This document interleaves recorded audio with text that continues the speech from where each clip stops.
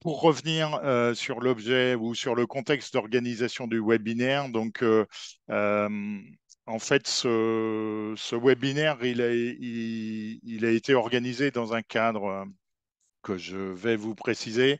Donc, ce cadre-là, il est lié en fait au marché de la région des Pays de la Loire qui, lors de son appel d'offres lors de son appel d'offres en 2022, concernant les lots prépa clés à venir, demandait à chaque groupement de désigner un conseiller relations entreprises. Dans le cadre du programme de professionnalisation des acteurs de la formation, la région a demandé au CAFOC d'accompagner ces conseillers relations entreprises. Donc, il y avait exactement 22 conseillers relations entreprises qui étaient concernés donc, par les lots prépa clés à venir. Donc, en 2023, on a accompagné, du moins le CAFOC a accompagné donc ce réseau de conseillers relations entreprises avec une certaine production. Donc, il y a eu la formalisation d'une fiche mission CRE, voilà, autour de trois grandes missions. Il y a eu la création d'une boîte à outils, donc à destination des creux. Je vous donnerai le support que j'utilise, donc vous aurez les liens pour accéder à cette fiche mission, à cette boîte à outils. Donc boîte à outils qui est disponible en fait sur le site Acteur FPL et qui recense un certain nombre de ressources utiles à la réalisation des trois missions déterminées dans la fiche mission. Et puis, avec les conseillers relations entreprises, on a réfléchi à la formalisation et à la mise en œuvre d'un programme de mise en œuvre, pardon, il y a une petite coquille, formalisation et mise en œuvre d'un plan de professionnalisation. Et donc, le webinaire, en fait, se situe dans le cadre de ce plan de professionnalisation. Donc, plan de professionnalisation qui est constitué de 8 modules et plan de professionnalisation en 2024 que la région a souhaité ouvrir à l'ensemble des acteurs chargés de la relation à l'entreprise dans les organismes de formation. À l'origine, en fait, ce webinaire était plutôt destiné à un groupe restreint qui étaient les conseillers relations entreprises désignés par les mandataires dans le cadre des lots prépa clés à venir.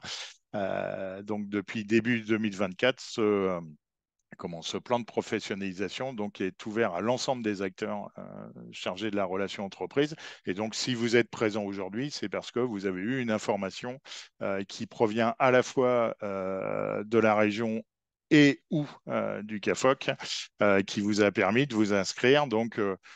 Voilà, donc je vous renvoie aux informations sur le plan de professionnalisation que vous avez reçu.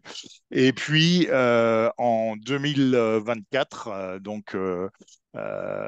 d'ici quelques semaines, on va ouvrir en fait une communauté des chargés de relations à l'entreprise, qu'on va diffuser largement. Et donc, dans le cadre de l'animation de cette communauté qu'on va réaliser au niveau du CAFOC de Nantes, eh bien, il y aura l'organisation, du moins on prévoit en fait l'organisation d'une journée à distance par mois qui sera organisée avec du moins un petit temps autour du coaching sur la relation entreprise le matin et puis un process de co-développement l'après-midi. Donc on vous transmettra les informations qui vont bien.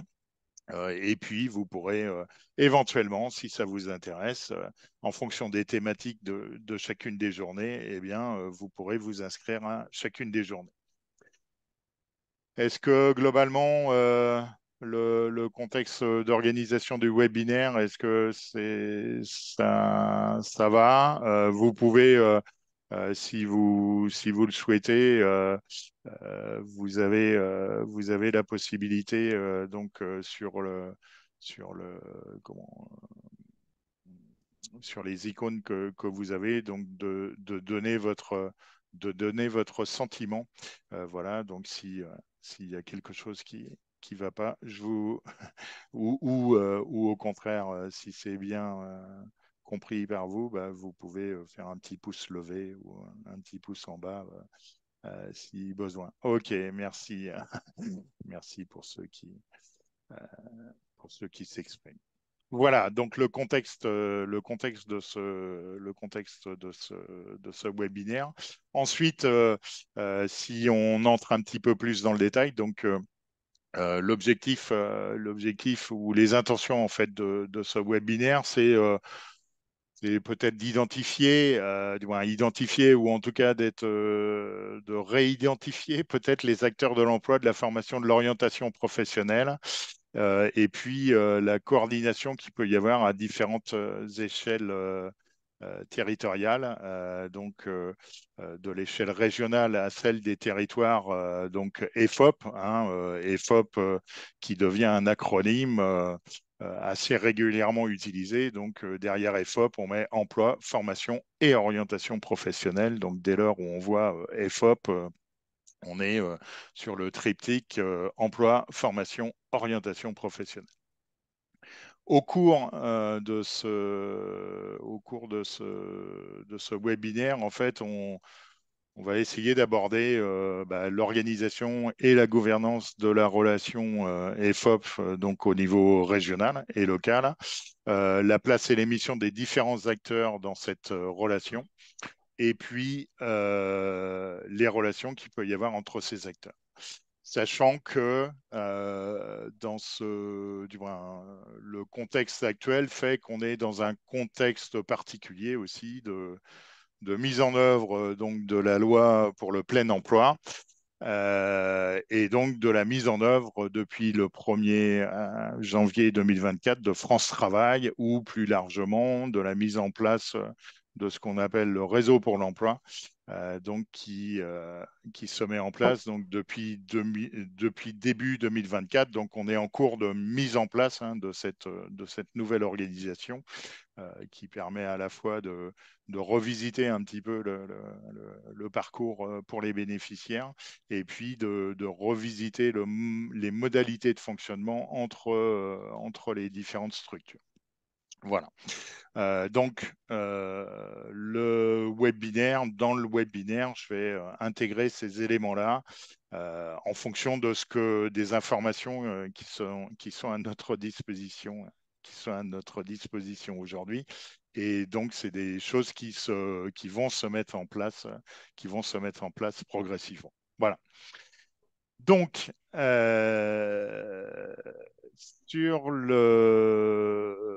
pour donc entrer dans le vif du sujet, en fait, quand on parle des acteurs de l'EFOP, la question qu'on peut se poser, c'est de quoi est-ce que l'on parle quand on parle des acteurs de l'EFOP, donc acteurs de l'emploi, acteurs de la formation, acteurs de l'orientation, voilà, sous-entendu professionnel, hein, formation et orientation professionnelle. Donc la question, c'est qui sont ces acteurs qu'on peut retrouver derrière l'emploi, la formation, l'orientation professionnelle, et éventuellement quels sont les autres acteurs impliqués dans l'EFOP, des acteurs qui peuvent avoir des missions transversales, ou pas. Euh, donc, euh, euh, euh, voilà. Alors, une petite seconde, parce on me fait part d'un problème technique pour quelqu'un. OK. Euh, donc, ce que je vous propose, en fait, c'est de brainstormer ensemble pour essayer de repérer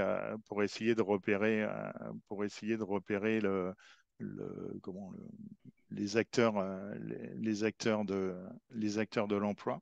Donc, je vais vous adresser dans le chat un lien. Voilà. Donc, logiquement, vous devez voir apparaître dans le chat un lien. Est-ce que c'est bon pour tout le monde?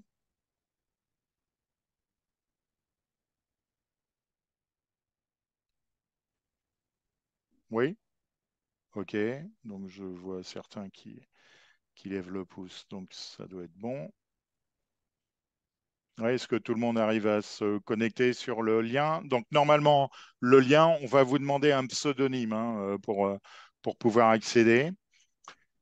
Et à à l'aide du pseudonyme, donc vous allez accéder à un espace numérique que je vais vous partager.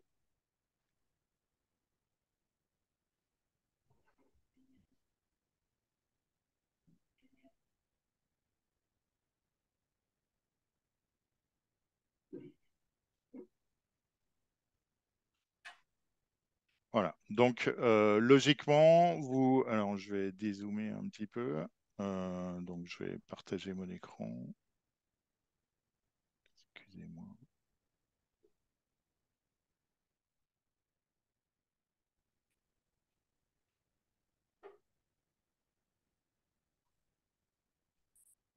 Voilà. Donc, normalement, vous arrivez sur l'écran que je vous partage là. Tout le monde voit bien? Donc, vous avez en fait, vous avez un espace pour les acteurs de l'emploi, vous avez un espace pour les acteurs de la formation, vous avez un espace pour les acteurs de l'orientation. Et puis, en dessous, vous avez un autre espace pour les autres acteurs. Ce que je vous propose, c'est d'émettre les idées autour des acteurs que vous pouvez classer sur les acteurs de l'emploi, sur les acteurs de la formation, sur les acteurs de l'orientation, en indiquant en fait par rapport à un petit plus. Donc, si vous cliquez sur le plus, vous avez comme un post-it électronique qui apparaît. Donc, vous mettez vous mettez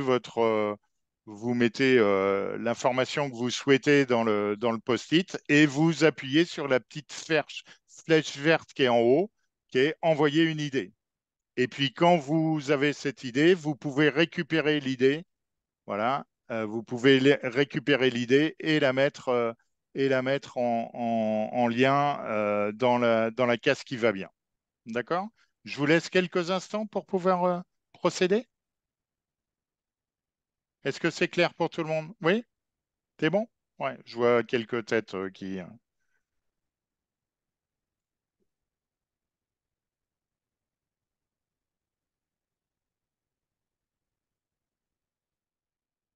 Donc je vous laisse quelques minutes euh,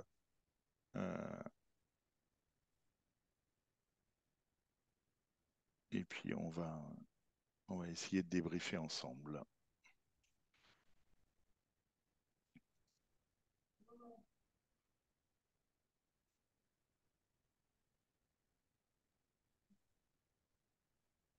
Alors Jacques, moi je peux pas me connecter, mais on a des soucis de réseau depuis hier au lycée. Ah, Et d'accord. là, ça mouline. Bon, bah, Donc je suis désolé. Bah, on le fera si je besoin, vais on le fera. réessayer, mais Ok. voilà. On le fera à la, comment, on le fera à la, on le fera à l'oral si.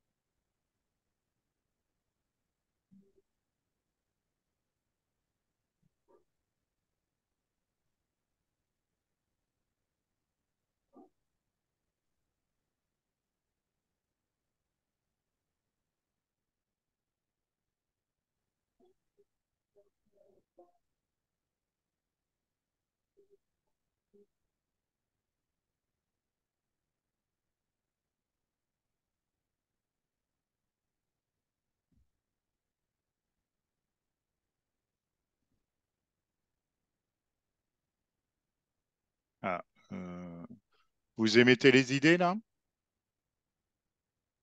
Parce qu'en fait, je vois pas. un-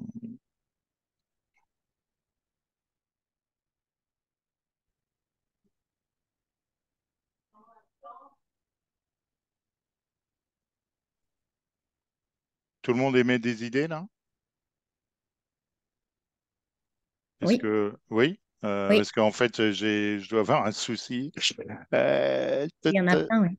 Ouais, il y en a plein, sauf que je les vois pas. Donc, donc s'il y en a plein, moi j'ai de mon côté un petit souci technique puisque je ne vois pas les idées. Alors, je vais.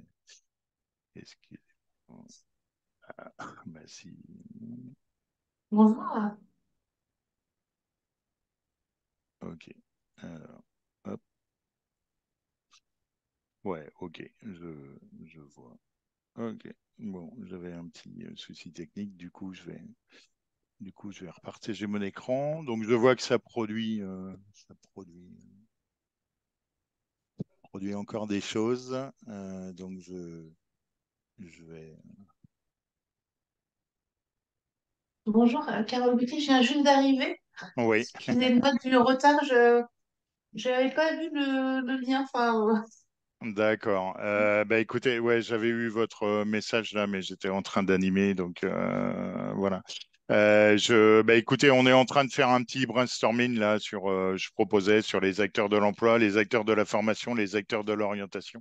Et puis, donc, je laisse les personnes, je laisse les personnes s'exprimer et puis on va essayer Ouais. de. Voilà. Et puis, Donc, je devrais quitter à 11h20 parce que j'ai un rendez-vous derrière. Donc, je bah, m'excuse par avance, c'est un peu chaotique. ok.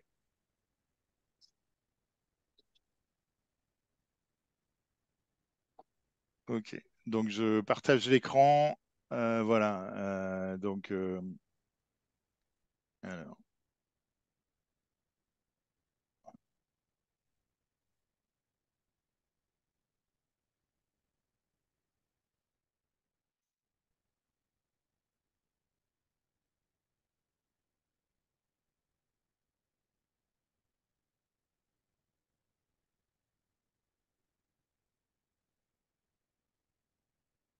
ok. Euh,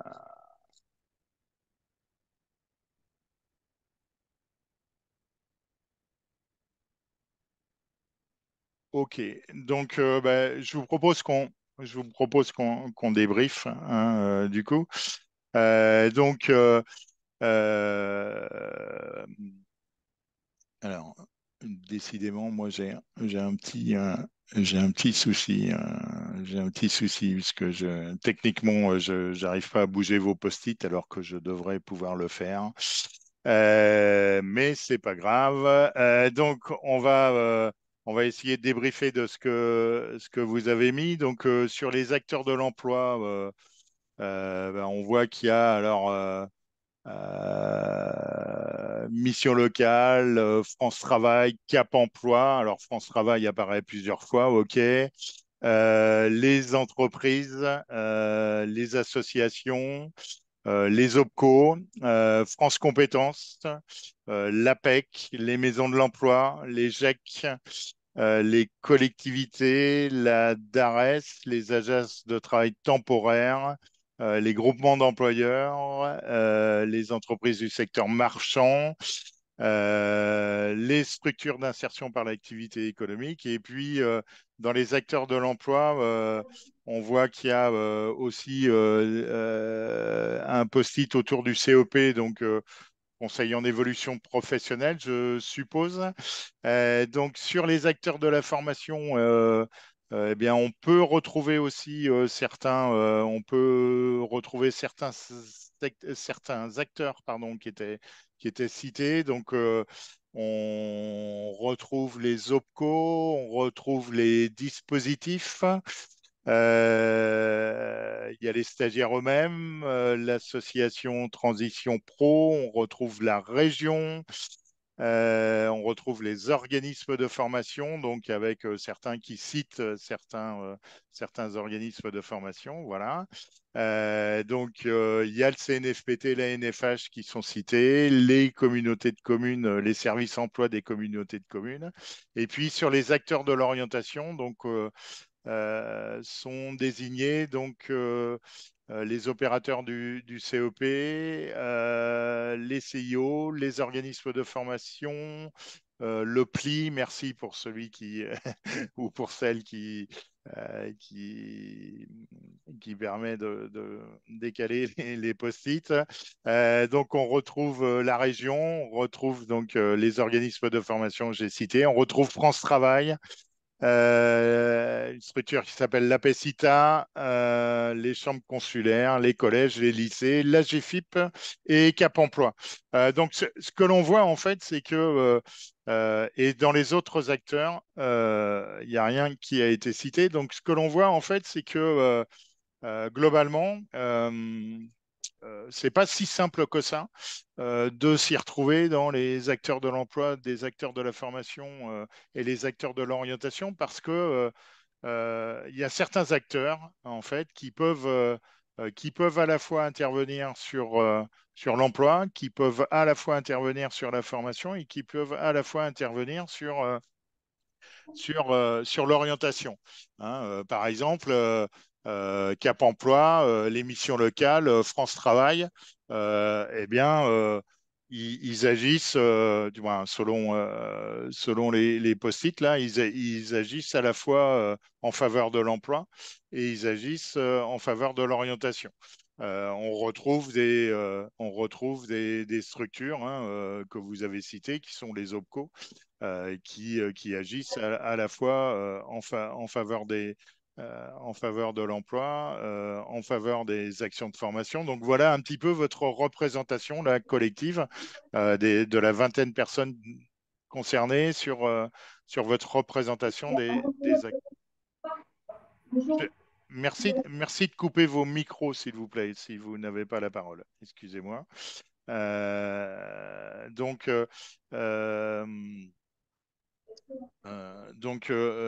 voilà votre représentation en fait des acteurs. Je vous remercie pour votre participation et puis pour un petit peu ce paysage. Hein, globalement, bon, il me semble que du moins, on a collectivement à peu près repéré tous les acteurs qui étaient liés soit à l'emploi, soit à la formation, soit à l'orientation professionnelle.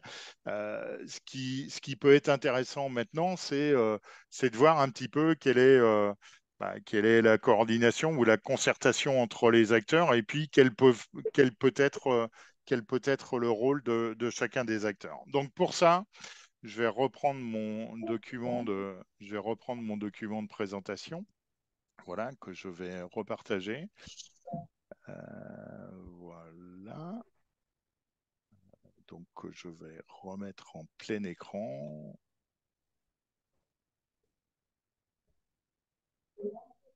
Ok. Donc, excusez-moi, Madame Camus, j'avais pas remis le. Voilà. Donc, voilà.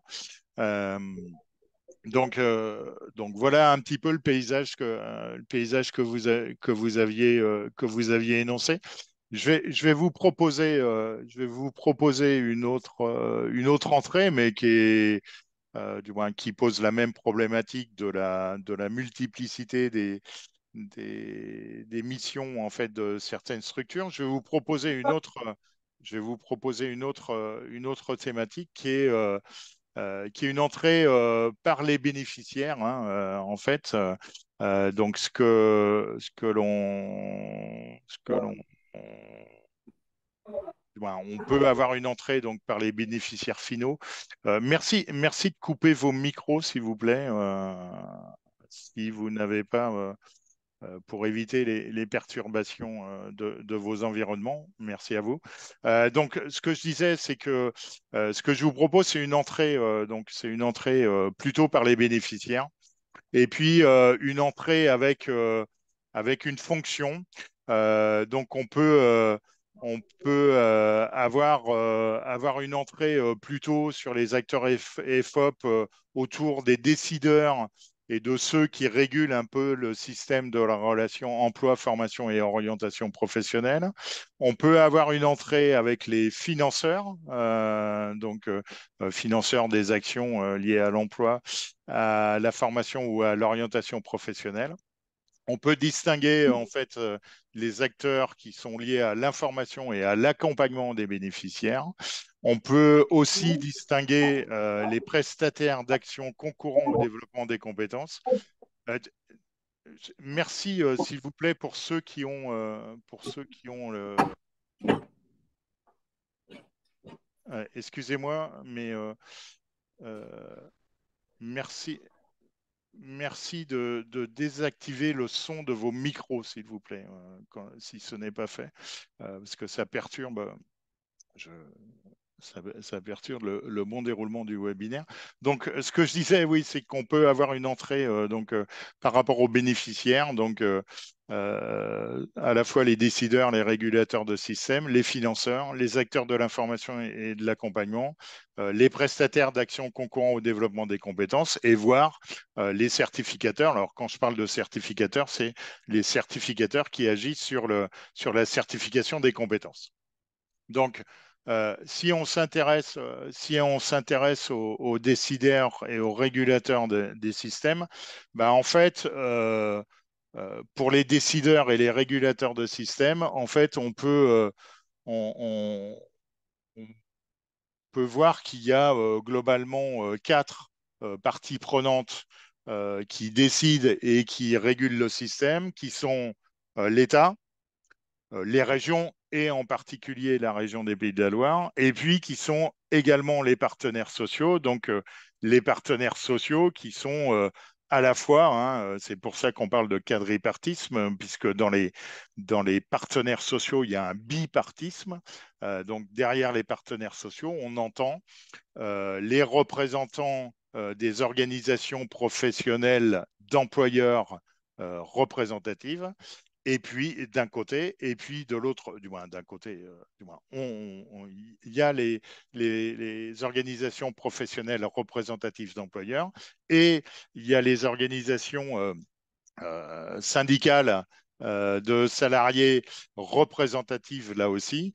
Et donc ces quatre parties prenantes, en fait, c'est le, pardon, c'est le pilier en fait de ce qu'on appelle des décideurs. Le quadripartisme, on le retrouve en fait dans les instances de décision sur beaucoup d'éléments et en particulier sur ce qui concerne l'emploi, la formation et l'orientation professionnelle. Donc, si on détaille un petit peu chacune des parties, donc déjà, en termes de décideurs, il y a l'État. Alors l'État, essentiellement, hein, sur le champ de l'emploi et de la formation professionnelle, c'est lui qui définit, qui met en œuvre et qui finance la politique de l'emploi, d'accord, à travers une stratégie régionale pour l'emploi. L'État intervient en faveur de certains publics. C'est lui, par exemple, qui apporte le financement en partie pour les structures de l'insertion par l'activité économique. C'est lui qui apporte des financements dans le cadre du plan d'investissement dans les compétences. C'est lui qui intervient, par exemple, sur des actions liées à la promotion de l'apprentissage. Il apporte des aides à l'emploi pour les jeunes, hein, donc c'est lui, par exemple, qui intervient sur les actions de parrainage, sur tout ce qui est lié au contrat d'engagement jeune, en partie au financement des EPID, en partie au financement des écoles de la deuxième chance. Et l'État, c'est lui qui définit la politique d'orientation des élèves et qui co-anime ce qu'on appelle le service public régional d'orientation, sur lequel je vais revenir. Du côté des régions, du côté des compétences des régions, pour du moins pour préciser ou pour rappel, puisque ce n'est pas forcément une découverte, hein, ni du côté de l'État d'ailleurs. C'est la région, en fait, ses principales missions, c'est qu'elle met en place le service public régional de formation professionnelle. Hein, la base du service public régional de formation professionnelle, c'est que toute personne à la recherche d'un emploi a la possibilité de réaliser une formation professionnelle qui lui permette d'accéder à l'emploi. Hein.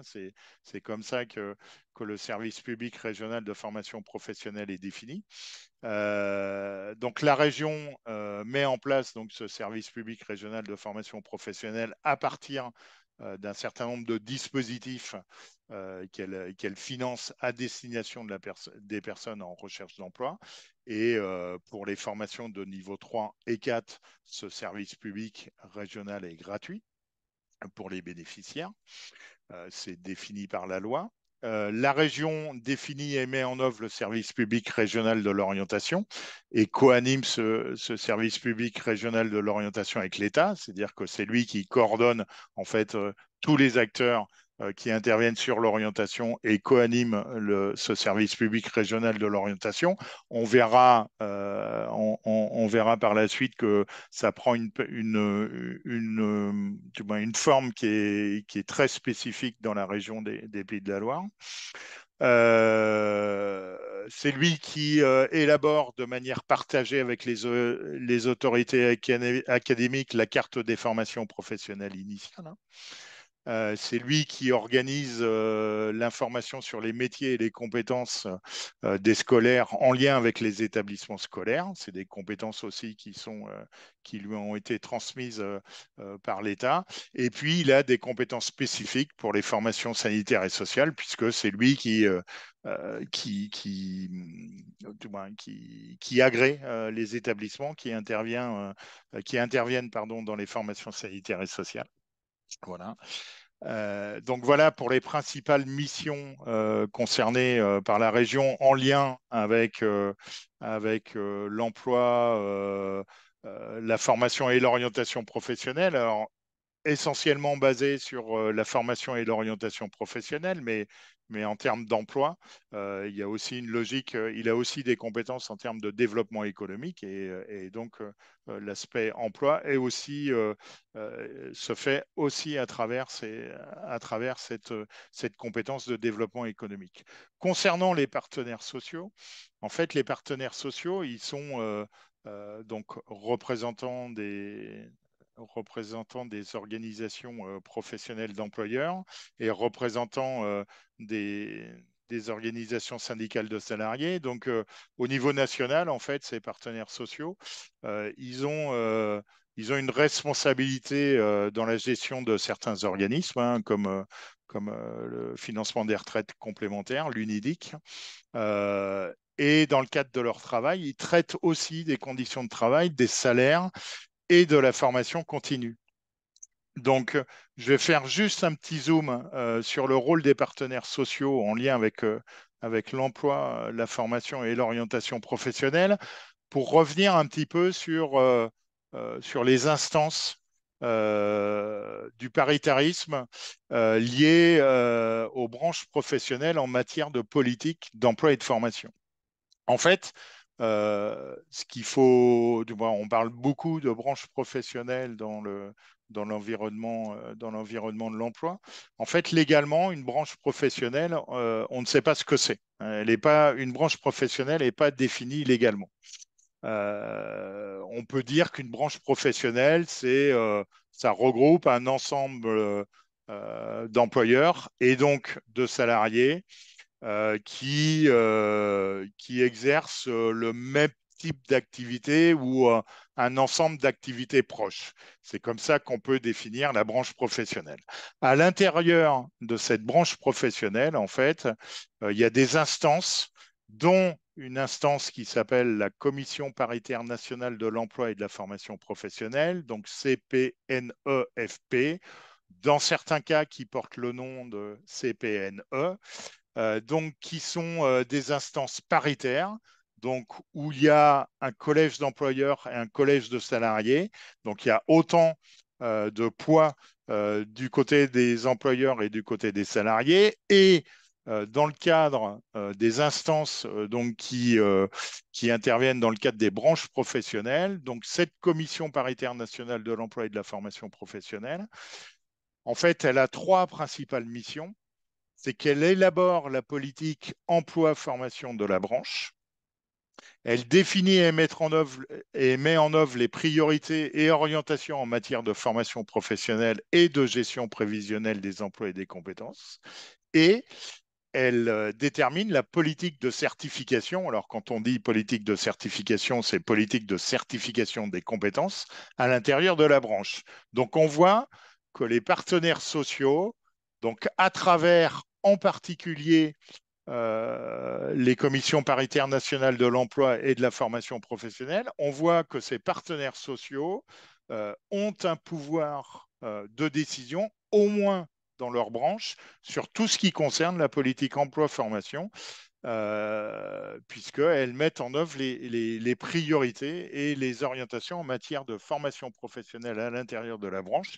Elles s'occupent aussi de gestion prévisionnelle des emplois et des compétences. Et puis, elles peuvent déterminer la politique de certification de la branche. Donc, de par leur position, elles ont des pouvoirs de décision sur les questions d'emploi et de formation professionnelle. D'où leur intégration, c'est un peu historique, d'où leur intégration dans les instances de décision qui concernent l'emploi, la formation et l'orientation professionnelle. Pour compléter mon propos sur les instances paritaires, donc en fait, pour fonctionner, en fait, les CPNEFP peuvent s'appuyer sur des observatoires prospectifs des métiers et des compétences. Donc, observatoires prospectifs des métiers et des compétences euh, qui ont pour principale mission d'étudier, d'établir des portraits, des panoramas des métiers de la branche, de mener des études et des travaux sur les évolutions des métiers, dans l'objectif de fournir des données qui permettent au CPNEFP de prendre des décisions. Donc, en appui du travail des CPNEFP, il y a ces observatoires prospectifs des métiers et des qualifications. Et puis, autre appui technique que les CPNEFP peuvent avoir, c'est auprès des opérateurs de compétences. Donc, les opérateurs de compétences qui ont un rôle effectivement de financement d'actions de formation, mais aussi d'appui technique aux branches sur les questions de gestion prévisionnelle des emplois et des compétences, sur les questions de certification des compétences, donc des process de certification pour les métiers de la branche. Et puis, ils peuvent apporter aussi un appui technique sur des questions liées à la mise en œuvre de la politique formation autour des questions d'ingénierie de formation.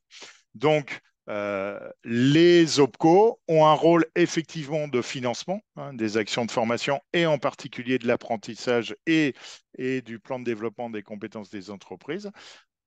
Elles apportent un appui technique aux branches et puis elles assurent un service de proximité auprès en particulier des très petites entreprises ou des PME. Donc, elles ont un rôle en fait d'information et de conseil. Donc, information sur les dispositifs d'accès à la formation, sur l'aide à la définition des besoins en formation. Et puis, elles peuvent apporter une aide sur la politique des ressources humaines et sur l'ingénierie financière nécessaire pour mettre en place les formations. Donc, les OPCO sont au service des branches en ayant un appui technique et ont un rôle de financement donc qui se fait sur la base des priorités qui sont définies par les branches. Est-ce que au niveau de ces explications sur le rôle des partenaires sociaux, est-ce que c'est clair? Est-ce que vous avez besoin d'explications complémentaires? Est-ce qu'il y a des questions par rapport à ces éléments-là? ou est-ce que je poursuis?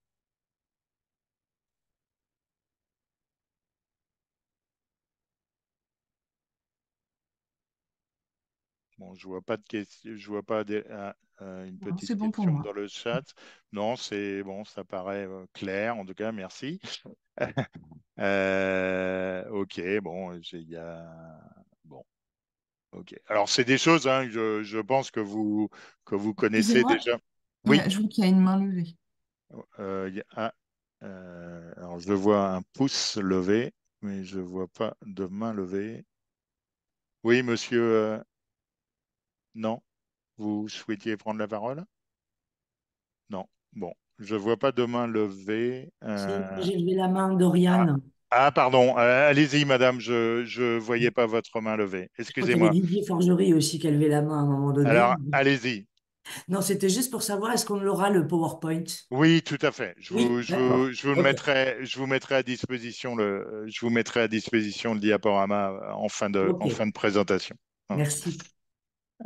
Ok. Et puis l'autre personne donc qui avait levé la main, excusez-moi, est-ce que oui, Madame Langaret, c'est ça, vous avez levé la main?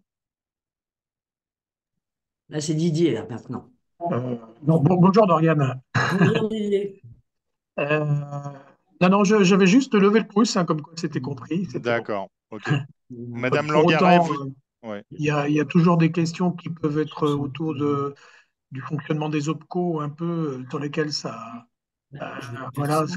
Non. sur les volumes finançables par les OPCO, etc. Mais bon, c'est peut-être pas le sujet du jour. On sait que les OPCO, effectivement, sont les partenaires des branches professionnelles pour mettre en place et financer en particulier l'apprentissage, quoi. Bon, après, les rouages, c'est peut-être pas le sujet du jour, mais il y a forcément toujours quelques questions autour de ça. Mais bon, c'est autre chose. Ouais. Alors, on pourra, du moins, pour du moins, Monsieur Forgery. Alors effectivement, c'est pas forcément l'objet, c'est pas forcément Non, non. l'objet de notre webinaire. L'idée, c'est de faire un petit peu un panorama des acteurs hein, qui interviennent dans le domaine de l'emploi, de l'orientation et de la formation professionnelle. La question que vous posez, elle pourra se poser. Il y a un webinaire qui va se dérouler dans 15 jours autour des dispositifs de financement de la formation. Donc, on pourra effectivement revenir sur ces problématiques-là, mais effectivement, du moins, les opérateurs de compétences du moins, ils ont une mission de financement. Particulièrement sur l'alternance, hein, donc contrat d'apprentissage, contrat de professionnalisation et un dispositif qui s'appelle la PROA aujourd'hui. Et ils ont aussi un financement pour des actions mises en œuvre à l'initiative des très petites entreprises ou des petites entreprises, c'est-à-dire les entreprises de moins de 50 salariés, dans le cadre de ce qu'on appelle le plan de développement des compétences. Sur le plan de développement des compétences, en fait, ce qui se passe juste pour aller dans votre sens, effectivement, où les choses peuvent être des fois un petit peu nébuleuses.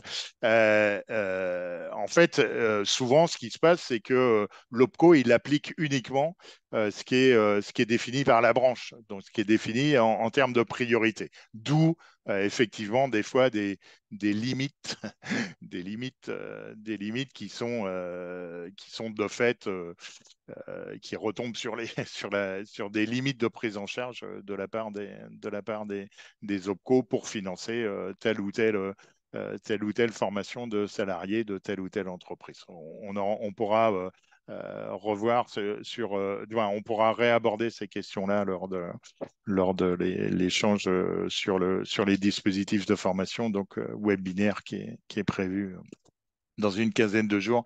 Et je suis désolé, j'ai plus la date en tête exacte. Voilà. Donc, d'où en fait, donc pour revenir sur la diapositive d'avant, d'où en fait l'implication des partenaires sociaux en fait dans les instances qui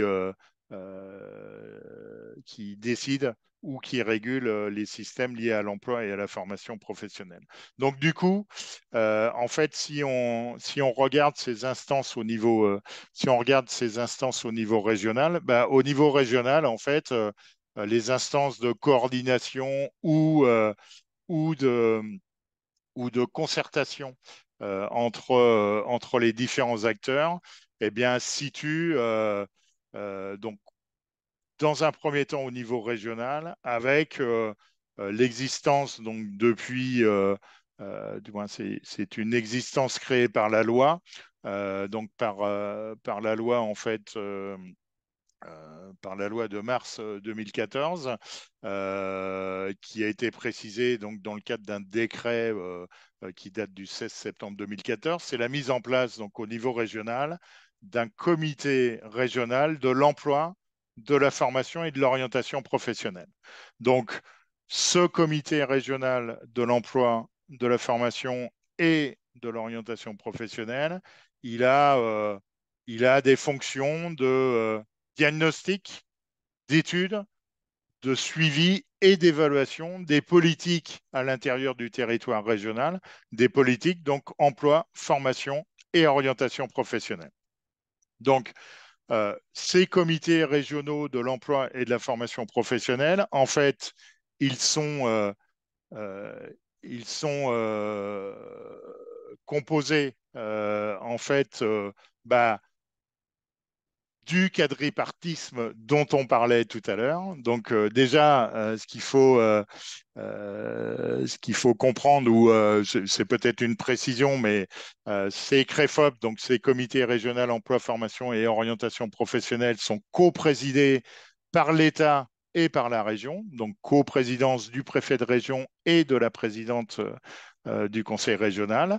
Ce qui est intéressant de voir, c'est qu'au niveau du conseil, du comité régional EFOP Pays de la Loire, il y a désignation d'une co-vice-présidence qui montre aussi la présence du quadripartisme en région des Pays de la Loire, puisqu'il y a une coprésidence qui se fait par un représentant des organisations professionnelles d'employeurs et par un représentant des organisations syndicales de salariés. Donc, ce comité régional emploi, formation et orientation professionnelle, sa composition, il y a 6 représentants de l'État, dont le préfet, il y a un représentant du rectorat, il y a 2 représentants donc, de la direction régionale de l'économie, de l'emploi, du travail et des solidarités, il y a un représentant de la direction régionale de la jeunesse. Il y a un représentant donc, de la DRAF, hein, donc, du ministère de l'Agriculture. Il y a 6 représentants du conseil régional, donc, qui sont des élus, en fait, donc présidente du conseil régional et vice-président du conseil régional. Il y a 3 représentants des organisations professionnelles d'employeurs représentatives au niveau national et interprofessionnel. Donc, il y a un représentant du mouvement des entreprises de France. Il y a un représentant de la Confédération des petites et moyennes entreprises et il y a un représentant de l'Union des entreprises de proximité, hein, qu'on appelle l'UDP. Il y a 5 représentants des organisations syndicales de salariés représentatives au niveau national et interprofessionnel. Donc, il y a un représentant pour la Confédération française démocratique du travail. Il y a un représentant donc, pour la Confédération française des travailleurs chrétiens. Il y a un représentant pour la Confédération française de l'encadrement, donc Confédération générale des cadres. Il y a un représentant pour la Confédération générale du travail et il y a un représentant pour Force ouvrière. Donc, quand on parle de 5 représentants des organisations syndicales de salariés représentatives au niveau national et interprofessionnel, en fait, c'est parce que elles ont obtenu à l'issue des élections professionnelles au moins 10% des votes dans les entreprises lors des élections professionnelles. C'est ce qui indique qu'elles sont représentatives en fait au niveau national et représentent l'interprofession. Voilà. Il y a trois, en plus de ce quadripartisme, en fait, il y a en plus trois représentants donc d'organisations professionnelles d'employeurs, donc représentatifs au plan national et multiprofessionnel. Donc il y a l'union. Il y a l'Union des entreprises du secteur de l'économie solidaire, voilà. Il y a la fédération régionale, il y a un représentant de la fédération régionale des syndicats d'exploitants agricoles et il y a un représentant donc de la fédération des entreprises du spectacle vivant, de la musique, de l'audiovisuel et du cinéma, ce qu'on appelle la FESAC. Il y a deux représentants des organisations syndicales intéressées, donc qui sont désignés par arrêté du ministre. Tout ça, c'est prévu par la loi. Donc, il y a un représentant de la Fédération syndicale unitaire et il y a un représentant de l'Union nationale des syndicats autonomes. Il y a un représentant de chacun des trois réseaux consulaires, donc Chambre de commerce et d'industrie régionale, Chambre des métiers et de l'artisanat régional et Chambre régionale d'agriculture. Il y a 9 représentants des principaux opérateurs de l'emploi, de la formation et de l'orientation professionnelle. Donc, il y a un représentant d'un regroupement d'établissements d'enseignement supérieur. Il y a un représentant donc, de France Travail, ex-Pôle emploi, hein, France Travail depuis le 1er janvier 2024. Il y a un représentant de l'Association régionale des missions locales. Il y a un représentant donc, de l'association de gestion du fonds pour l'insertion des personnes handicapées. Il y a un représentant donc, du Conseil national handicap et emploi des organismes de placement spécialisés, hein, chez OPS, qui est en fait le réseau de Cap Emploi. Il y a un représentant de Transition Pro, il y a un représentant donc, de l'Association pour l'emploi des cadres, il y a un représentant de l'Office national d'information sur les enseignements et les professions, et il y a un représentant du CARIFOREF, sachant que le CARIFOREF, il assure le secrétariat en fait du CREFOP.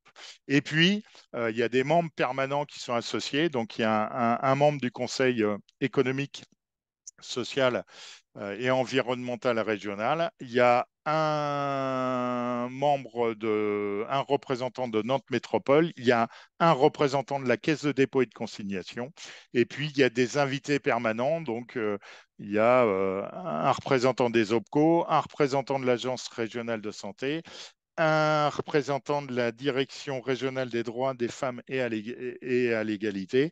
Et puis, il y a un représentant du secrétariat général des affaires régionales, donc à travers la présence du commissaire à la lutte contre la pauvreté. Donc, on voit bien que sur les questions d'emploi, de formation et d'orientation professionnelle, en fait, la concertation en fait, entre les acteurs au niveau régional, en fait, il intègre tous les acteurs de l'emploi et de la formation professionnelle avec en tête de pont le quadripartisme et puis tous les principaux intervenants qui peuvent intervenir dans le domaine de l'emploi et de la formation professionnelle. En fait, dans dans les éléments que vous avez cités tout à l'heure, eh ben, on retrouve on retrouvait France Travail, on retrouvait les missions locales, on retrouvait la GFIP, on retrouvait Cap Emploi, etc. Donc, ce sont des gens qui sont impliqués dans l'instance de concertation au niveau régional, qui est le comité régional pour l'emploi, la formation et l'orientation professionnelle. Ça, c'est la composition en fait du CREFOP plénier. Il y a en fait un bureau du CREFOP qui est en fait qui est une instance un peu plus réduite par rapport au CREFOP plénier et qui prépare les CREFOP pléniers, donc qui est constitué de 4 représentants de l'État, 4 représentants des régions, 8 représentants des partenaires sociaux, donc 3 organisations professionnelles représentatives au niveau national et interpro, plus les 5 organisations représentatives de salariés au niveau national et interprofessionnel, hein, c'est les mêmes. Et puis, il y a France Travail qui est un invité permanent à ce bureau. Donc voilà en termes de la composition du CREFOP. Ensuite, du moins sur les missions, hein, sur les missions du CREFOP, donc c'est diagnostic, étude, suivi et évaluation des politiques, hein, de l'emploi et de la formation professionnelle. Et puis est élaboré au sein du comité régional de l'emploi et de la formation et de l'orientation professionnelle un outil qu'on appelle en région des Pays de la Loire, donc la stratégie régionale de l'emploi, de la formation et de l'orientation professionnelle, qui vient d'être renouvelée et qui est valable sur la période 2023-2028 et qui fixe en fait les lignes directrices ou en tout cas les objectifs et les ambitions de l'emploi, de la formation et de l'orientation professionnelle, donc à 5 ans. Voilà. Et parmi les fonctions du comité régional de l'emploi et de la formation professionnelle, eh bien, c'est un outil en fait qui est un peu l'outil feuille de route et qui est évalué régulièrement à travers les réunions du CREFOP. Donc, ça fixe un petit peu la stratégie régionale de l'emploi, de la formation et de l'orientation professionnelle. Ça intègre en fait une obligation légale qui est le contrat de plan régional de développement des formations et de l'orientation professionnelle, donc qui est en fait le contrat de plan régional de développement des formations et de l'orientation professionnelle. C'est un document donc élaboré par le Conseil régional dans le cadre du CREFOP qui indique la politique en fait formation et orientation. Donc c'est un document qui est précisé légalement, du moins c'est intégré en fait dans le code du travail. Et en région des Pays de la Loire, en fait, les acteurs du quadripartisme ont souhaité ajouter à ces problématiques de formation et d'orientation professionnelle les problématiques d'emploi, ce qui donne naissance à un document qu'on appelle Stratégie régionale de l'emploi, de la formation et de l'orientation professionnelle, donc qui a été un outil donc, qui a été diffusé fin 2023, qui a été un outil qui a été élaboré en fait par un comité de rédaction à l'intérieur du CREFOP et pour avoir une idée de la composition de ce comité de rédaction, bah, en fait, il a regroupé, ce comité de rédaction regroupait un représentant de la préfecture de région, 3 représentants de la direction régionale de l'économie, de l'emploi, du travail et des solidarités, un représentant du ministère de l'Agriculture à travers la DRAF, 2 de la région académique des Pays de la Loire, hein, donc 2 de l'Académie de Nantes, 3 de la région et 2 des partenaires sociaux. Donc il y avait un représentant des employeurs et un représentant des salariés. Donc, ce qui montre bien l'intérêt du fonctionnement en quadripartisme à l'intérieur, en tout cas dans le cadre des échanges qu'il y a au sein de la région des Pays de la Loire. D'accord ? Complémentairement à ce CREFOP, donc il y a des concertations des acteurs qui se font au niveau local avec l'existence de comités locaux de l'emploi, de la formation et de l'orientation professionnelle. Donc, il y a un CLEFOP par territoire EFOP. Donc, à l'intérieur de la région, il y a 18 territoires EFOP. Donc, en fait, il y a ce qui sont appelés 18 territoires de solutions, en fait, qui mettent en œuvre à travers la mise en œuvre de feuilles de route fixées par le CREFOP ou fixées dans le cadre de l'emploi par la DRETS. Donc, il y a la mise en œuvre d'un certain nombre de plans d'action en lien avec les feuilles de route sur l'emploi, la formation et l'orientation professionnelle, donc qui sont faits sur les bassins territoriaux, donc les bassins EFOP. Je vous montrerai la carte des bassins EFOP. Ces territoires, donc ces comités locaux emploi, formation, orientation professionnelle sont coprésidés par le sous-préfet et par un élu régional délégué, avec l'appui donc d'un CDTE, alors je m'excuse, j'ai plus l'acronyme en tête, donc qui est intégré à la direction départementale de l'emploi, du travail et des solidarités, et un délégué territorial orientation emploi, donc qui provient des services de la région, donc, et en l'occurrence qui est intégré à la direction de l'orientation, de l'animation territoriale et de l'insertion professionnelle, donc la DOATIP, sachant que sur les problématiques d'emploi et de formation professionnelle, en fait, il y a deux directions régionales qui sont impliquées. Donc, il y a la direction de l'orientation, de l'action territoriale et de l'insertion professionnelle. Et il y a aussi la direction de l'emploi, de la formation et de l'apprentissage, de la formation professionnelle et de l'apprentissage, donc qu'on appelle la DFPA. Donc, voilà pour la mise en place du CLEFOP. Et participe au CLEFOP,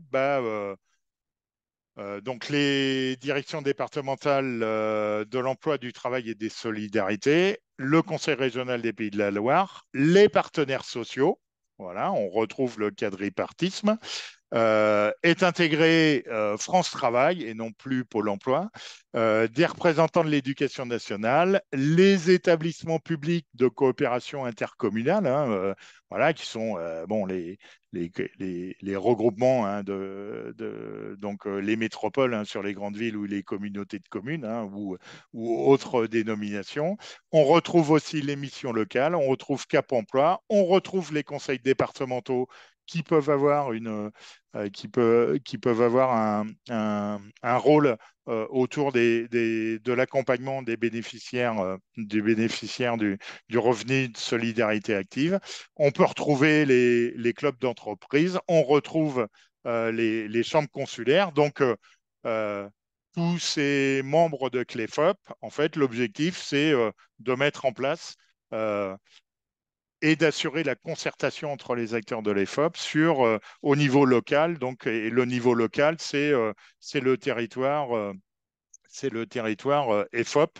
Je vous préciserai tout à l'heure les 18 territoires EFOP concernés.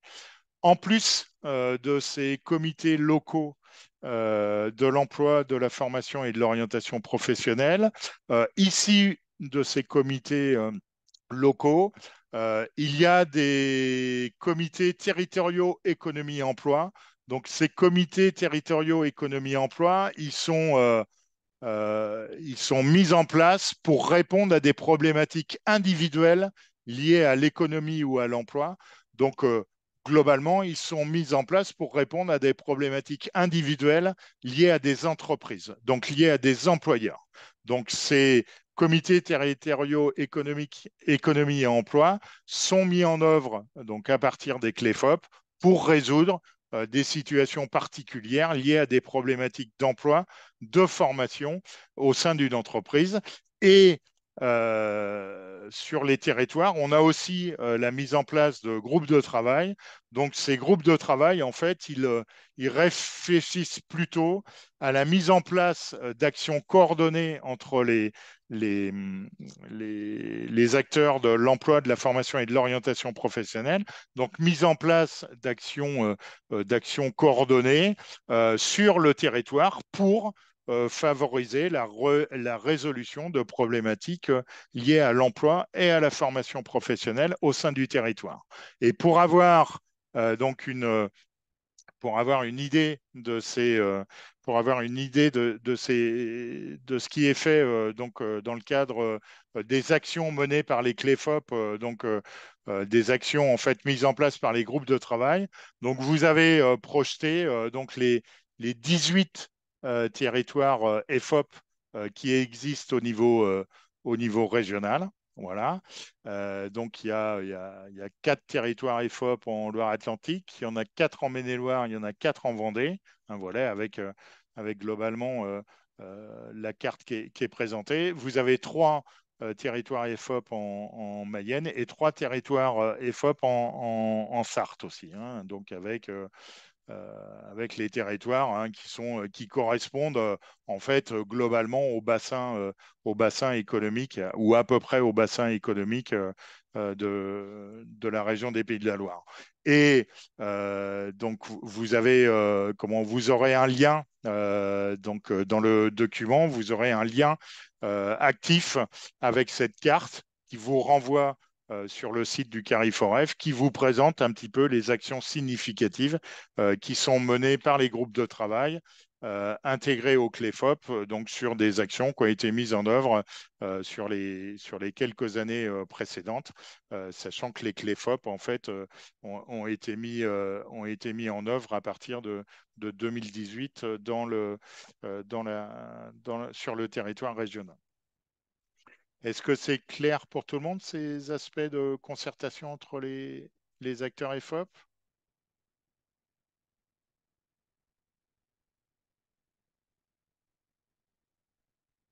Pas de remarques?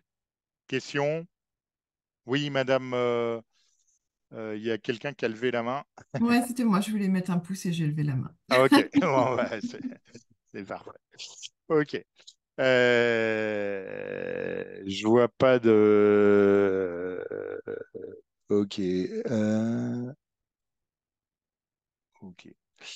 Euh, Ok, j'étais en train de lire les messages sur le chat, excusez-moi. Donc voilà pour la concertation au niveau des territoires. Alors, sur le papier, il existe aussi des comités départementaux emploi, formation et orientation professionnelle qui, a priori, ne fonctionnent pas très bien aujourd'hui. Donc, normalement, il y a 3 niveaux. Il y a le CREFOP, il y a les CDFOP et il y a les comités locaux emploi, formation et orientation professionnelle. Voilà. Cette concertation entre les acteurs de l'emploi, de la formation et de l'orientation professionnelle, qui est mise en place donc maintenant depuis 5 bonnes années, est, on va dire, entre guillemets, confrontée à la mise en place de la loi, du moins à la promulgation de la loi concernant le plein emploi, et donc à la nouvelle configuration du réseau pour l'emploi à travers l'apparition de France Travail. Donc, euh, vous savez peut-être que dans le cadre de cette loi pour le plein emploi et de la nouvelle configuration du réseau pour l'emploi, il y a un protocole en fait de préfiguration de France Travail qui avait été signé en juin 2023 entre la ministre du Travail de l'époque et la présidente du conseil régional qui fixait donc un certain nombre de travail en commun entre la région et le réseau pour l'emploi pour préfigurer en fait ce nouveau réseau pour l'emploi. Donc, ce protocole sur lequel je vais revenir un petit peu après, en fait, dans le cadre de ce protocole, le protocole, du moins la configuration de France Travail, prévoit en fait des instances de gouvernance au niveau national, au niveau régional, au niveau départemental et au niveau local. Au niveau de la région des Pays de la Loire, en fait, le protocole de préfiguration de France Travail qui avait été signé en juin 2023 le prévoyait, et c'est effectif. Donc, ce qui a été décidé, c'est que l'instance de gouvernance donc, de France Travail qui s'appelle le Comité régional pour l'emploi, en fait, le Comité régional pour l'emploi, il est intégré au CREFOP. Donc, officiellement, il y a eu l'installation du Comité régional pour l'emploi qui s'est déroulée en novembre 2023 au sein donc, du Comité régional de l'emploi, de la formation et de l'orientation professionnelle. Donc, ça montre bien, en tout cas, la volonté partagée entre l'État et la région et les partenaires sociaux, d'intégrer systématiquement aux problématiques de formation et d'orientation professionnelle les problématiques d'emploi. C'est un signe, il me semble, important au niveau de la concertation entre les différentes structures au sein du niveau régional. Ce qui est prévu, c'est qu'au niveau départemental, donc il y ait des comités départementaux qui vont être coprésidés par le préfet de département et le président du conseil départemental qui se mettront en place. Voilà. Donc sans doute que ce sera aussi en lien avec les comités départementaux de l'emploi et de l'emploi, de la formation et de l'orientation professionnelle. Et au niveau local, il y a une volonté du quadripartisme en région des Pays de la Loire qui est d'installer les comités locaux pour l'emploi au sein des CLEFOP. Donc, l'organisation qui était déjà en place avant l'apparition du nouveau réseau pour l'emploi, fait que il y a une volonté partagée du quadripartisme en région des Pays de la Loire d'intégrer en fait ce nouveau réseau pour l'emploi dans les instances existantes autour de la concertation des instances qui sont liées à l'emploi, la formation et l'orientation professionnelle. Pour aller un peu plus loin sur ce protocole de configuration, de préfiguration de France Travail, en fait, il est constitué de 17 engagements, parmi lesquels on retrouve la mobilisation de la formation, une approche coordonnée auprès des entreprises et une coopération enrichie entre tous les acteurs, sous-entendu tous les acteurs de l'emploi, de la formation et de l'orientation professionnelle. Et en particulier une coopération enrichie entre les acteurs de ce nouveau réseau pour l'emploi, sur lequel je reviendrai après. Il y a 4 priorités fortes qui ont été données en matière de formation. C'est un diagnostic partagé des besoins en compétences et des profils disponibles, le développement des formations aux compétences de base, un accès facilité à la formation et puis une mobilisation en particulier en faveur des métiers en tension. Et puis, dans cette préfiguration de France Travail, en fait, il y a une stratégie qui est développée, qui est conjointe pour aller vers l'entreprise. Donc, stratégie conjointe de prospection des employeurs afin de mieux connaître leurs besoins, de promotion des dispositifs de formation, en particulier ceux liés à l'adaptation au poste, et puis des actions en particulier de sensibilisation au recrutement inclusif. Donc, par rapport à la mise en place de cette préfiguration de France Travail, en fait, il y a déjà des groupes de travail qui se sont mis en place. Donc, en fait, il y a 24 groupes de travail qui se sont mis en place à différents niveaux, donc régional, départemental et local, donc pour mettre en œuvre en fait ces engagements, voilà, avec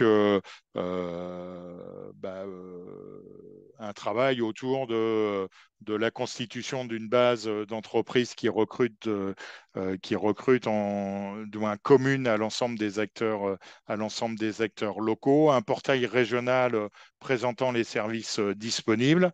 Et puis, il y a 2 territoires en fait EFOP un peu plus particuliers qui sont Saint-Nazaire et Laval.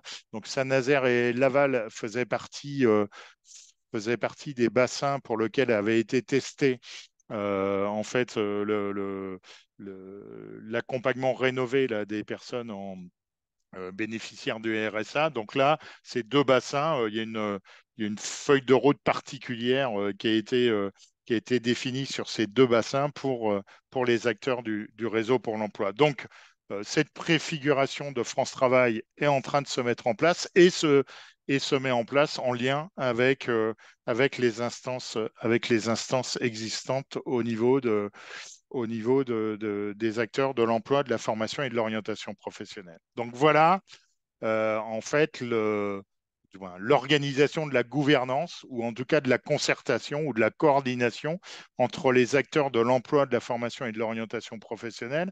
Donc au niveau régional, un CREFOP, Comité régional emploi formation professionnelle, dont on va dire la feuille de route est la stratégie régionale pour l'emploi, la formation et l'orientation professionnelle.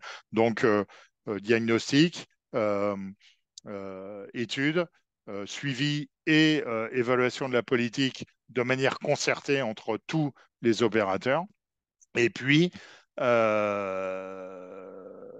même chose au niveau local à travers l'existence du CLEFOP et la nouvelle configuration du réseau pour l'emploi, eh bien, se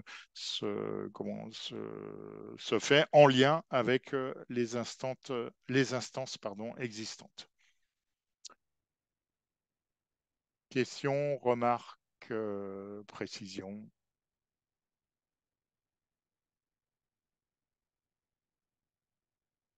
Non, pas de choses particulières. Bon, c'est des choses que vous connaissez peut-être déjà.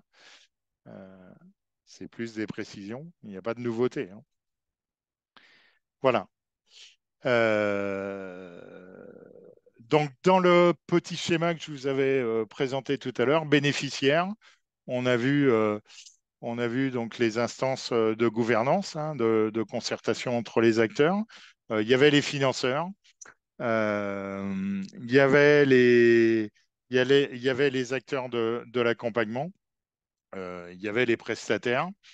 Voilà. Donc, si on s'intéresse en fait aux financeurs, bah, globalement, les financeurs, ils apparaissent sur cette diapo-là. Donc, bah, on va retrouver France Travail, hein, parce que France Travail peut financer certaines actions, en particulier certaines actions de formation, donc à destination de certains bénéficiaires. Il y a l'État qui peut intervenir. Il y a la région, naturellement, qui intervient en tant que financeur. Il y a la GFIP qui intervient également en tant que financeur. Il y a le réseau des 11 OPCO, hein, donc 11 OPCO donc, interbranches, hein, qui existent donc depuis 2019. Voilà. Il y a également des structures comme l'association Transition Pro qui peut participer au financement de certaines actions, en particulier d'actions de formation. Et puis en ce qui concerne plutôt la fonction publique, donc il y a l'association nationale de la fédération hospitalière, hein, alors, pour faire un peu court, qui est l'équivalent de l'OPCO pour la fonction publique hospitalière. Il y a le Centre national de la fonction publique territoriale, qui ne joue pas le rôle d'un OPCO, hein, mais qui peut apporter aussi des financements, en particulier pour l'apprentissage. Vous avez aussi le réseau vous avez aussi le réseau des fonds d'assurance formation, donc qui peuvent intervenir, hein. Donc les fonds d'assurance formation, ce sont les structures qui aident au financement de la formation des non-salariés. Voilà. Donc il y a six fonds d'assurance formation, alors dont un fonds d'assurance formation qui est intégré à un OPCO. Voilà. Bon, en fait, il y en a deux qui sont intégrés à un OPCO. Donc, il y a l'AFDAS, hein, qui gère la formation, mais en tant que FAF pour certaines catégories de publics non salariés, donc du domaine du spectacle, voilà, en particulier. Donc, vous avez les fonds d'assurance formation qui peuvent intervenir. Et puis, vous avez les employeurs eux-mêmes, hein. Alors, quel que soit le type d'employeur, hein, voilà. Vous avez les employeurs eux-mêmes qui peuvent financer en particulier certaines actions de formation. Vous avez les conseils départementaux qui financent aussi en partie destinataires des bénéficiaires du revenu de solidarité active. Et puis, vous pouvez avoir d'autres collectivités qui peuvent intervenir soit en tant qu'employeur, soit potentiellement qui peuvent financer des actions particulières sur leur territoire. Concernant le réseau des accompagnateurs, globalement, réseau des accompagnateurs et de l'information, on va retrouver ce qui constitue aujourd'hui le réseau pour l'emploi. Donc, ce nouveau réseau pour l'emploi constitué de France Travail, de Cap Emploi et des missions locales. Mais on peut aussi retrouver l'APEC, l'Agence pour l'emploi des cadres, et puis le réseau Avenir Actif. Alors, le réseau Avenir Actif, c'est la nouvelle marque des réseaux du réseau du Conseil en évolution professionnelle des salariés. Voilà, c'est le réseau Avenir Actif. Il regroupe les prestataires qui ont été retenus suite à un appel d'offres pour mettre en place le Conseil en évolution professionnelle, Conseil en évolution professionnelle des salariés, voilà, du secteur privé. Voilà. Donc, France Travail, Cap Emploi, Mission Locale, APEC et Avenir Actif, en fait, constituent le réseau des opérateurs du Conseil en évolution professionnelle. Voilà, au sens légal du terme. Et puis, sur ces opérateurs du Conseil en évolution professionnelle, en fait, il faudrait ajouter, mais ils ne sont pas intégrés, mais il faudrait ajouter donc tout ce qui est fait dans la fonction publique, donc à travers le Conseil mobilité de carrière. Hein. On ne parle pas du Conseil en évolution professionnelle, mais on parle de Conseil en mobilité de carrière pour la fonction publique, donc qui est en partie aussi réalisé pour la fonction publique hospitalière par la NFH. En termes de réseau d'accompagnement, on peut retrouver la GFIP, hein, qui a un rôle aussi d'accompagnement. On retrouve donc l'APECITA, hein, qui est une association qui travaille sur le secteur lié à l'accompagnement dans l'emploi sur le secteur agricole et sur le secteur environnement. On peut retrouver les structures du ministère de l'Éducation nationale ou du ministère de l'Enseignement supérieur sur l'information et l'orientation donc des élèves à travers les CIO ou des étudiants à travers le service universitaire d'information et d'orientation. On peut aussi retrouver les structures qui sont mises en place au niveau local. Je pense aux maisons pour l'emploi et puis au plan local d'insertion par l'emploi, qui sont en fait des structures qui sont généralement mises en œuvre par les établissements publics de coopération intercommunale. Hein. C'est plutôt des structures qui sont liées à certains territoires et donc qui sont impliquées, hein, comme je disais tout à l'heure, dans les fameux CLEFOP.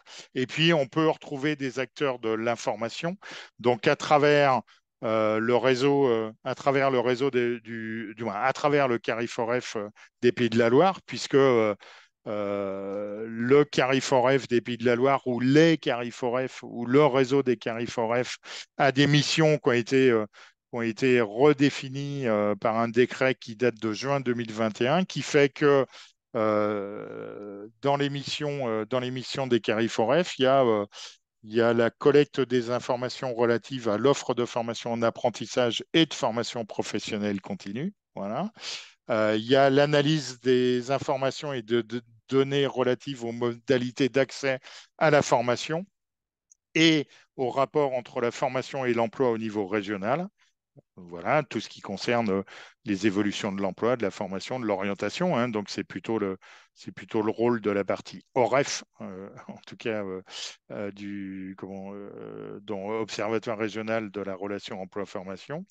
Le CARIFOREF a aussi un rôle d'animation et d'accompagnement au niveau régional sur la professionnalisation des acteurs et opérateurs de l'emploi, de l'orientation et de la formation professionnelle, hein, qui se traduit par un programme de professionnalisation diffusé par le CARIFOREF. Et puis,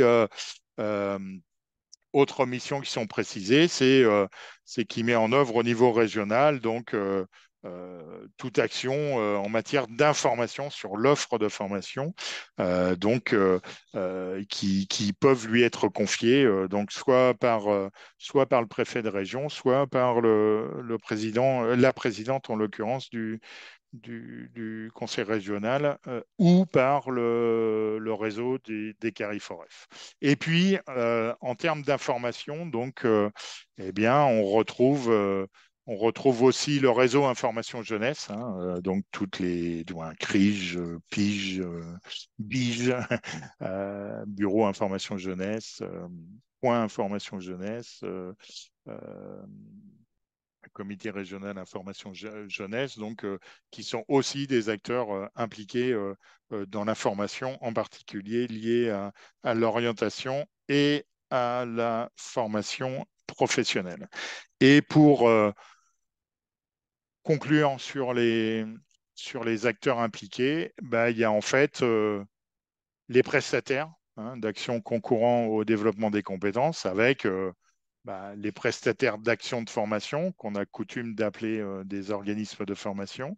Mais il y a aussi les centres de bilan de compétences. Il y a aussi les centres qui font de l'accompagnement à la VAE, hein, avec la notion d'architecte de parcours qui va se développer.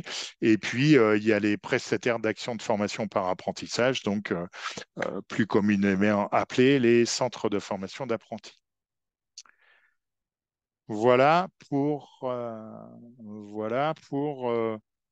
les acteurs de l'emploi, de la formation professionnelle, et essayer de vous préciser comment se font ces relations entre les acteurs de l'emploi et de la formation professionnelle. Il nous reste une grosse vingtaine de minutes pour pouvoir échanger, répondre à vos questions ou entendre vos commentaires par rapport à cette présentation, sachant qu'il y a un certain nombre de choses que vous maîtrisiez déjà, je suppose. Donc, je suis à votre écoute. Juste une question Oui. par rapport à France Travail désormais. Oui. Qu'est-ce qui change en fait, que ce soit France Travail aujourd'hui par rapport à Pôle emploi avant? Il y a quand même certaines choses qui ont dû changer, à part le nom. Oui, alors en fait, à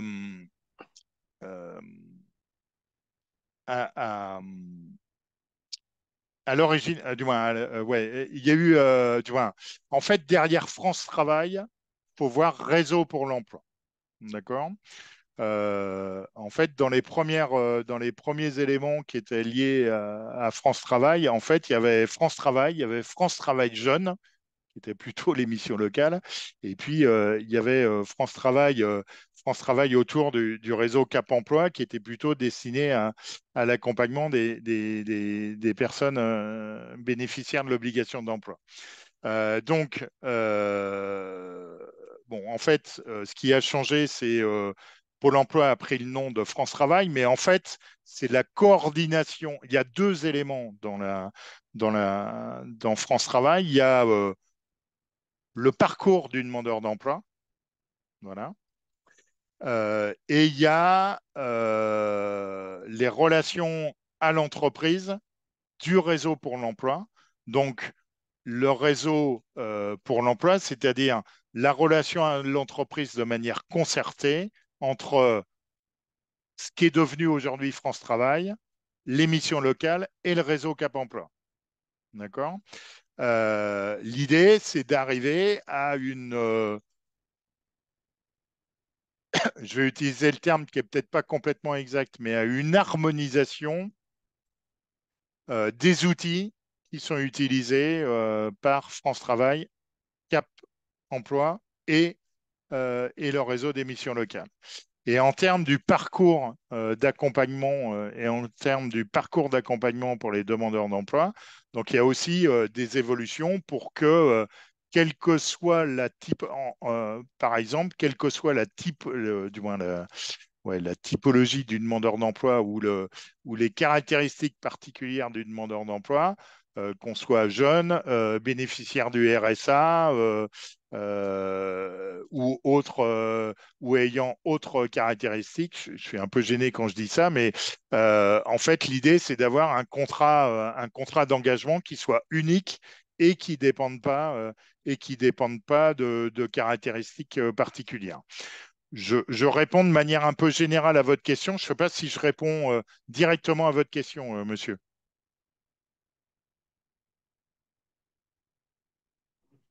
Oui, oui, oui, tout. Voilà, ça reste. C'est assez curieux parce que c'est quelque chose qui a été défini au départ, comme vous disiez, France Travail Jeune, etc. Puis ensuite, on a vu cette évolution. Et même en parlant au départ avec les conseillers Pôle emploi, ils ne savaient plus trop. Oui, oui, bah, oui, parce que du moins, normalement, derrière France Travail, du moins, euh, France Travail, c'est le réseau pour l'emploi. Du moins, à l'origine, Oui. France Travail, c'était le réseau pour l'emploi. Donc, le réseau pour l'emploi, c'était Pôle emploi. Du moins, je vais utiliser les termes utilisés avant. C'était Pôle emploi, les missions locales et Cap emploi. Donc, ces trois structures devaient former, entre guillemets, France Travail. D'accord. Bon, alors après, pour être très honnête, qui m'échappent un peu, Pôle emploi a pris le nom de France Travail, mais tu vois, France Travail, c'était plus un concept à l'origine qu'une structure, quoi. Voilà. Et le concept France Travail, c'est d'assurer euh, un accompagnement unifié des demandeurs, des personnes qui sont à la recherche d'un emploi, pardonnez-moi, des personnes qui sont à la recherche d'un emploi, et puis des actions concertées, en particulier des actions concertées en direction de l'externe et particulièrement des actions concertées en direction des employeurs. Voilà, c'était ça à l'origine la configuration de France Travail, sachant que en fait, Pôle emploi a pris le nom de France Travail, mission locale reste mission locale et Cap emploi reste Cap emploi. Mais à l'origine, c'était pas tout à fait comme ça que c'était envisagé, en tout cas au tout départ. Après, ce qui est compliqué pour la mise en place du nouveau réseau pour l'emploi, c'est que c'est en train de se mettre en place. Il y a aussi un certain nombre de décrets qui sont attendus en lien avec la mise en place de ce réseau pour l'emploi, parce qu'il y a des choses que la loi ne précise pas, et donc du moins, le réseau pour l'emploi est en attente de précision à travers des décrets, donc décrets qui sont annoncés pour une parution au plus tard avant l'été. Mais du coup, il y a encore des zones qui sont un peu floues dans la mise en œuvre de France Travail. Et puis, en région des Pays de la Loire, donc il y a ce protocole de préfiguration qui fait qu'il y a des choses qui sont en train de se mettre en place. Donc, il y a des choses qui se mettent en place en concertation entre l'État, la région et France Travail, voilà, et le réseau pour l'emploi. Et puis, il y a toute une démarche qui est en cours, sachant qu'on attend encore des précisions d'un point de vue, on attend encore des précisions comment, d'un point de vue national sur la mise en place de certaines parties de cette reconfiguration du réseau France Travail. Voilà, je peux pas vous dire autre chose, quoi.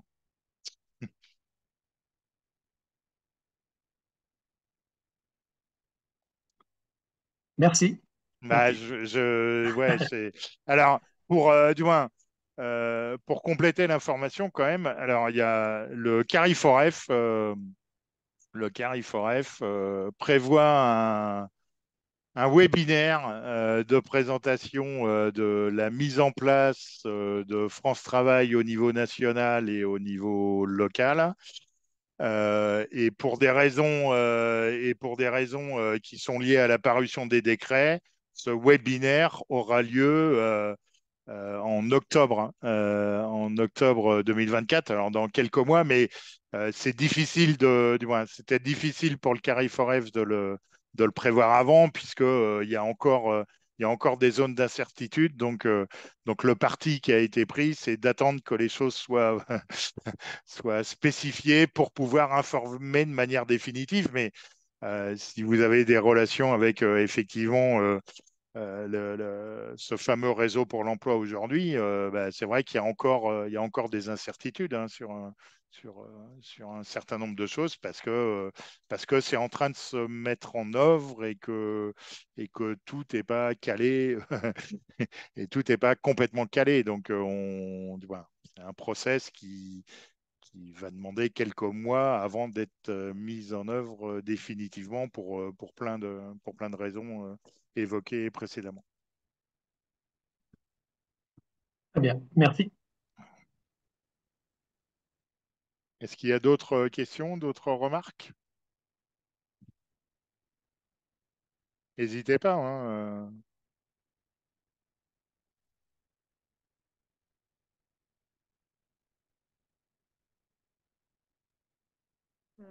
Moi, je voulais juste te dire, dans la première partie, il y avait pas mal d'acronymes.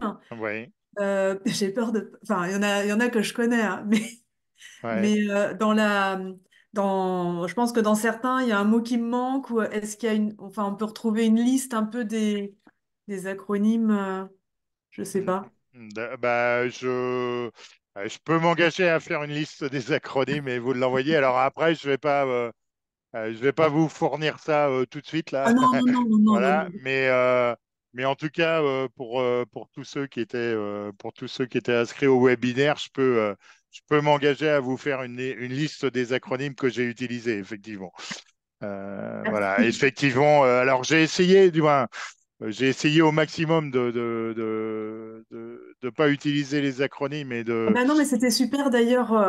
voilà, J'adore, mais c'est vrai entre le, on utilise quand même encore beaucoup d'acronymes et ça peut c'est être vrai. compliqué quand on les connaît pas. Mais voilà.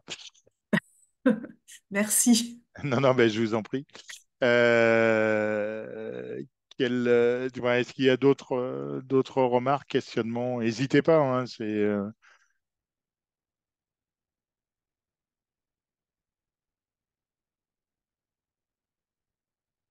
non, ça va? Euh, eh bien, écoutez, donc, chose promise, chose due. Je mets à votre disposition dans le chat le document support de ma présentation. Je vais... alors, je vous donne ça tout de suite. Euh, le chat. Hop, voilà. Je vous mets à disposition donc, le document.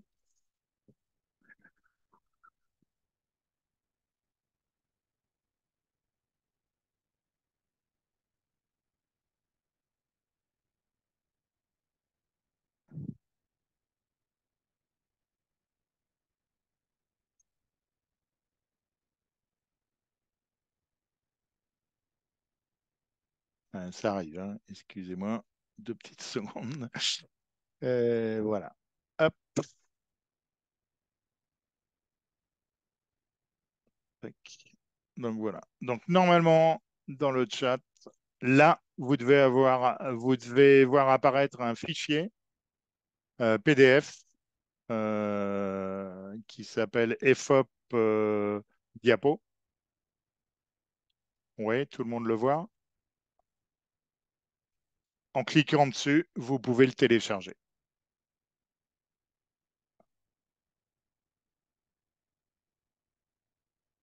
Voilà. Tous les liens sont actifs, hein. Donc, il y a quelques liens, je voyais au début de la présentation, là, sur la fiche mission CRA, sur la boîte à outils CRA, ou d'autres liens, hein, qui sont actifs. Donc voilà, comme la carte, hein, sur les territoires EFOP, là. Donc, c'est des liens actifs. Donc, n'hésitez pas à retourner sur ce document de présentation et avoir les liens si vous le souhaitez. D'accord. Donc on arrive au terme de ce webinaire. Donc je m'engage alors à terme, courant de semaine prochaine, à vous adresser une liste des acronymes, hein. On a vos adresses mail, donc je vais vous adresser la liste des acronymes. Et peut-être avant de se quitter, donc je vais juste vous demander un petit peu votre point de vue sur ce webinaire. Donc, ce que je vous invite, c'est dans le menu, vous avez un menu qui est réaction. Donc, si chacun veut bien me faire part de sa réaction par rapport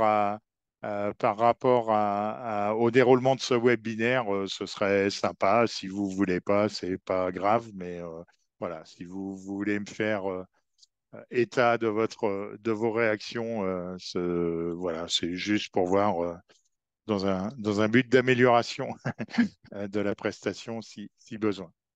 Voilà. Donc, du moins en réaction ou par chat, hein, si besoin. Voilà. Merci à ceux qui se sont exprimés. Eh bien, j'espère que j'aurai pu participer à votre meilleure compréhension, en tout cas des acteurs. Voilà. Merci à vous, en tout cas. Merci pour votre attention.